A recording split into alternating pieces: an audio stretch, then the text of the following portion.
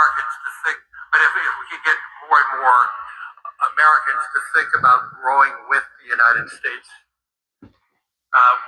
we will have far than enough money to invest in this infrastructure. But as the governor was talking about, the need for electrons is growing every day.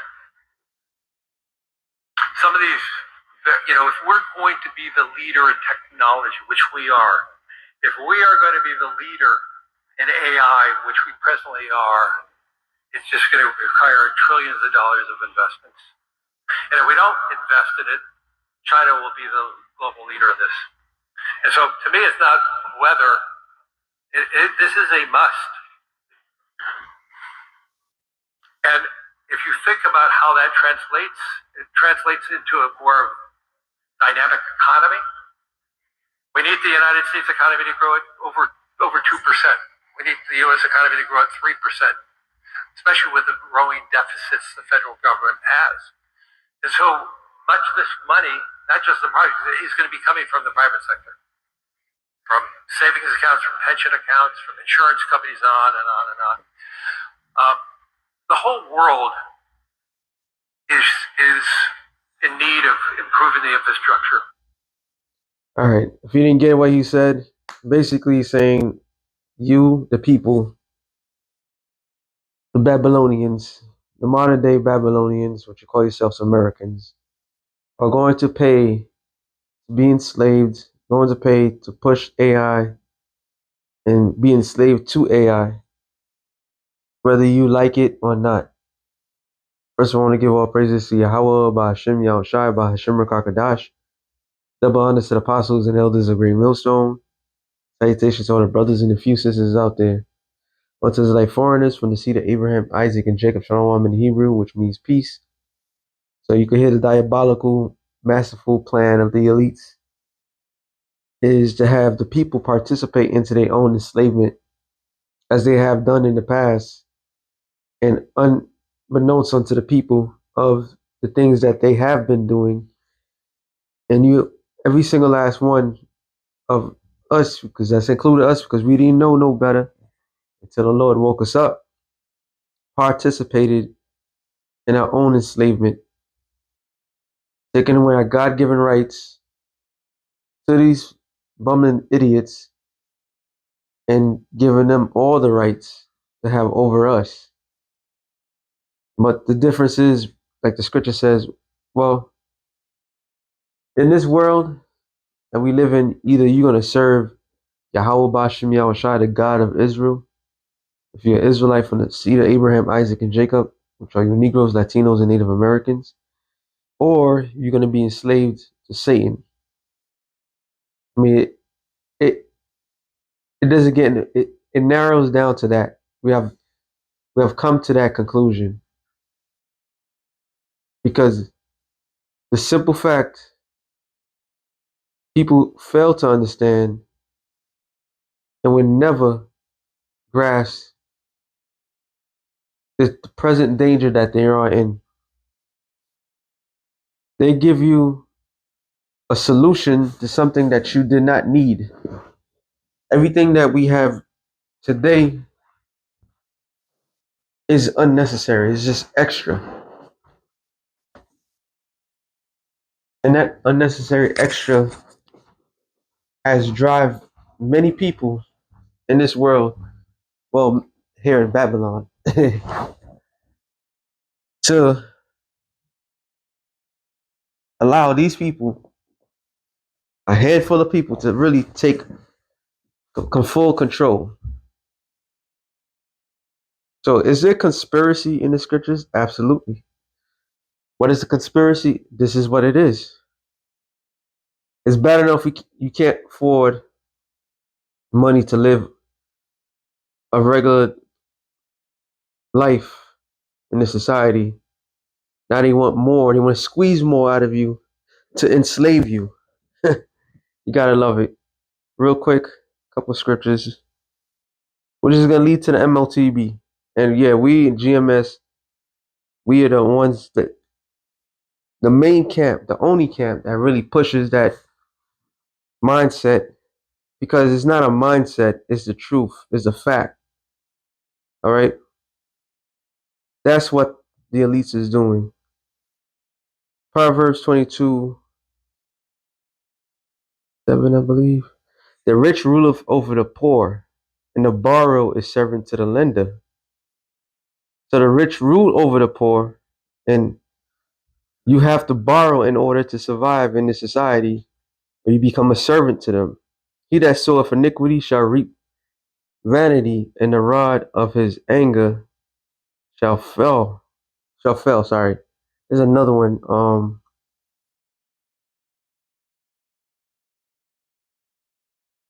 Let me see. Precept that. Another one. Is it 22:16? I believe. He that oppressed the poor to increase his riches, and he that giveth there it is. Salaki. That's the one I was looking for. But that one was good too. All right. That's why you have a credit-based system in the society. You don't. It's not a one-on-one. You're given a loan to take something, and you are indebted for the rest of your life to pay this thing back. That's how they get everybody. But here it is, Proverbs 22:16. He that oppressed the poor to increase his riches, and he that giveth to the rich shall surely come to want. So they want everybody to participate and to give to them unconditionally. All right. But the crazy part about it, people have been given, but now why are they making this public for? Because now they're telling you're going to put yourself into slavery. You're going to do that. It's like, oh, yeah, see, spirit. Genesis, I believe it's 44.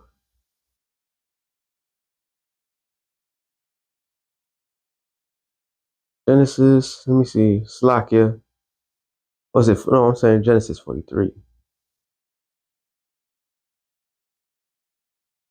And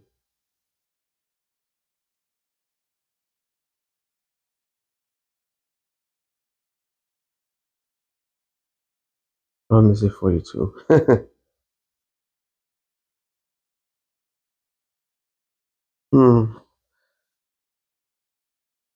It's coming to me. Matter of fact.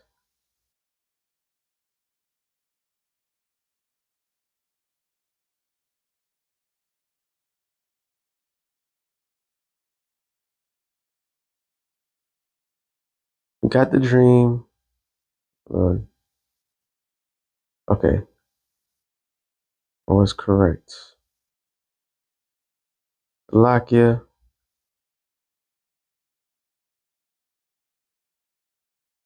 Bing, bing, bing, bing. No, no, no.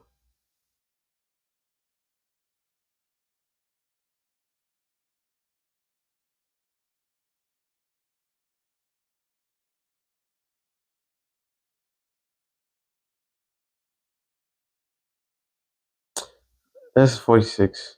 Let's see something. 46 and about. No, no, no.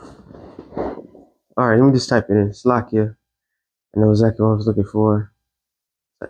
Money.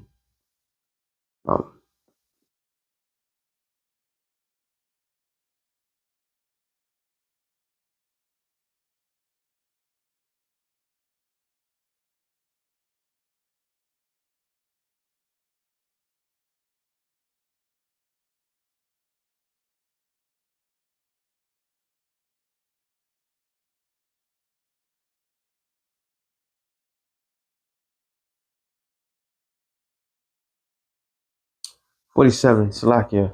Okay. Genesis 47 and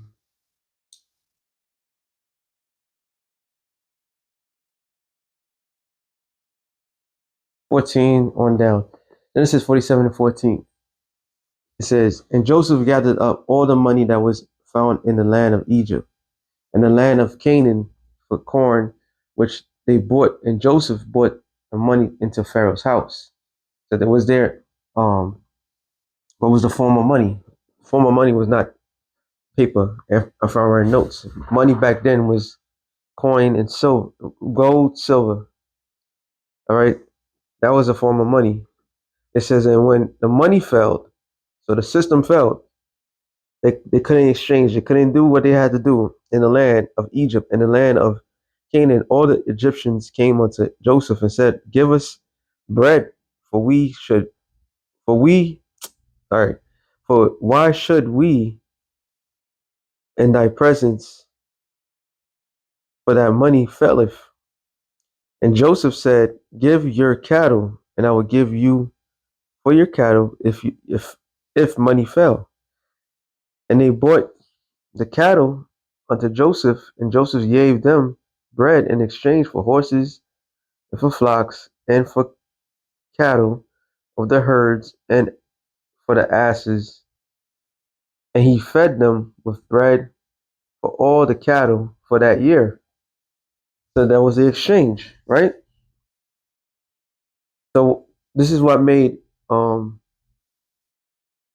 Egypt a mighty kingdom, all right?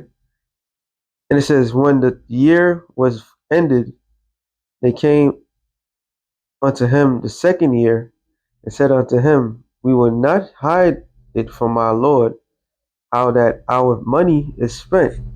My Lord also have also our herds of our cattle. There is not aught left in thy sight of my Lord, but our bodies and our lands. So they couldn't give nothing else. Money failed, and cattle, which is a real resource, they didn't have because they gave it up.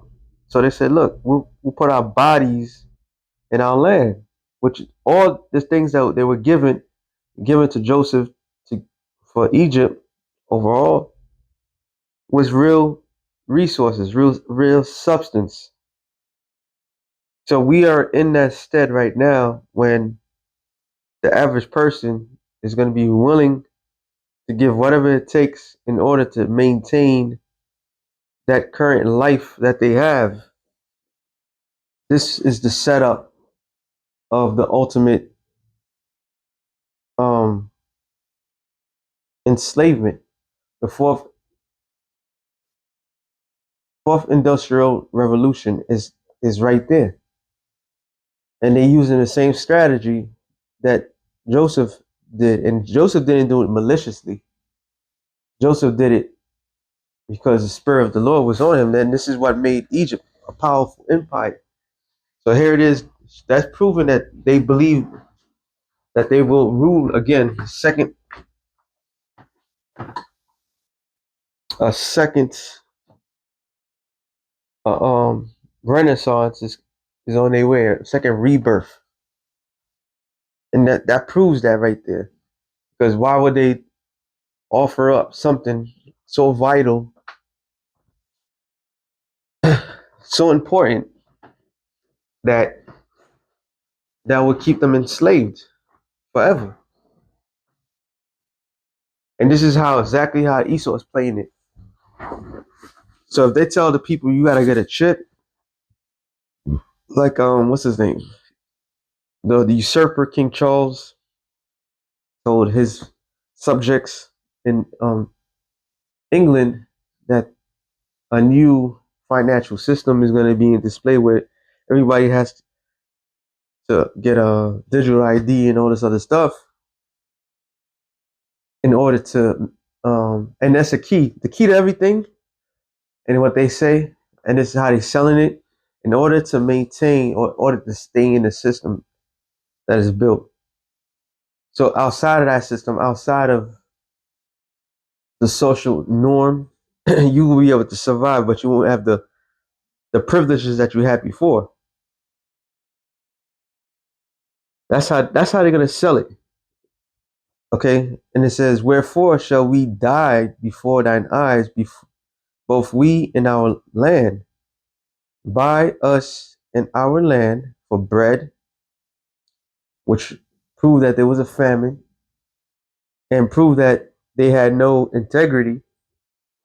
All right, it said because bread is only going to get you so far, and we our land shall be servants unto Pharaoh, and give us seed that we may live and not die, that the land be not desolate.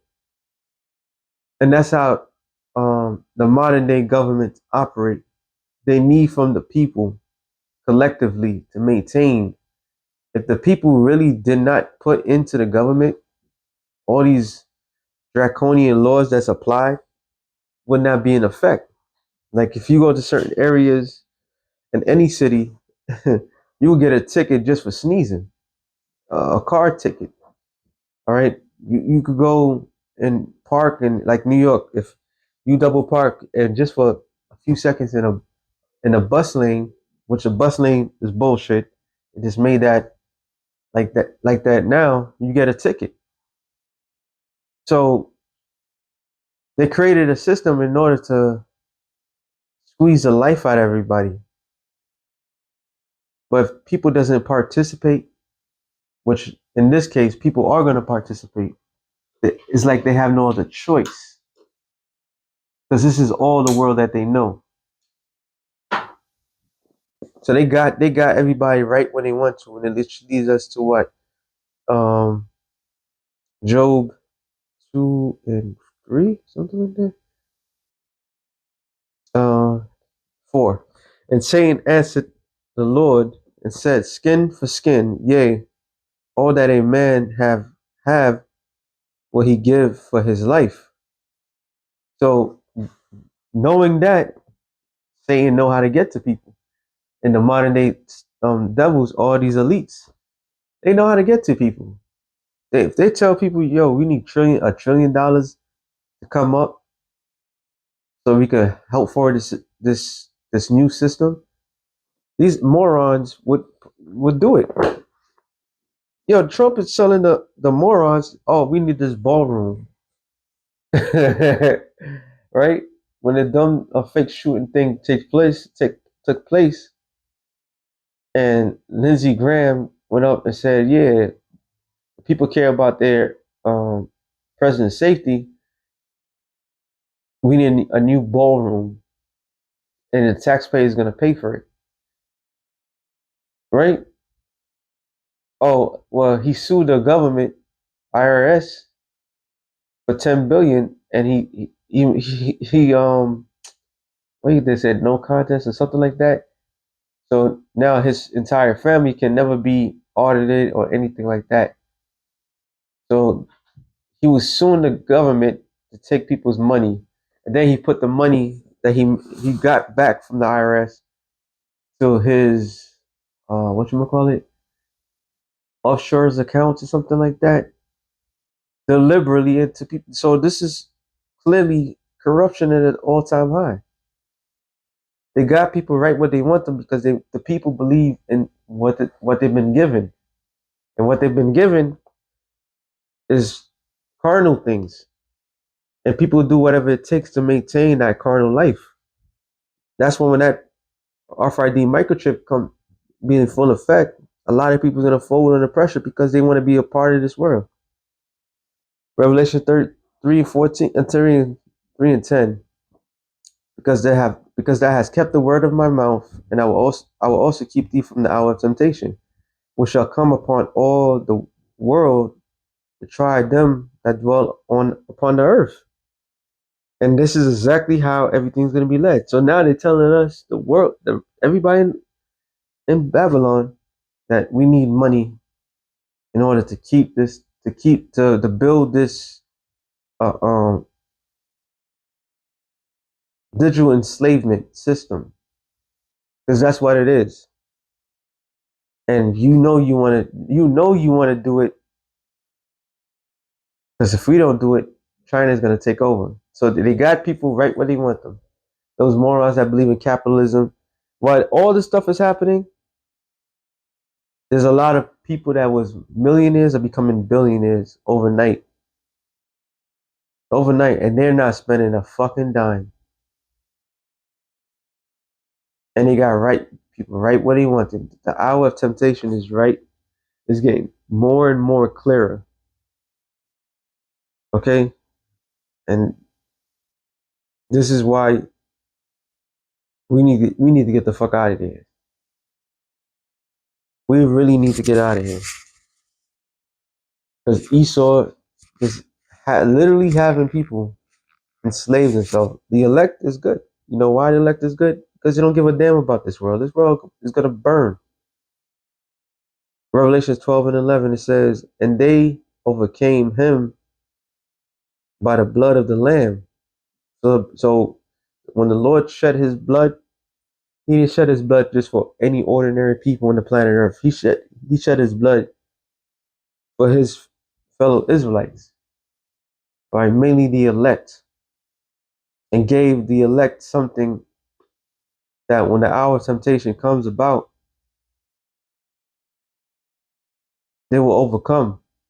It says, and by the word of their testimony, meaning everything that they've been through, the buildup that they've been in their personal lives, they will have the victory over this beast system, right? And they love not their lives unto death. So when somebody don't care about the current present world, Satan don't have power over them. The world don't have no power over them. And all these people, all these wars you're participating in, unbeknownst to you, that's on you. You know, you wanted to keep the American empire. You believe that, but they tell you that the American empire is falling apart. You gotta maintain that while you getting ripped off. That's on you. Okay, that's on you.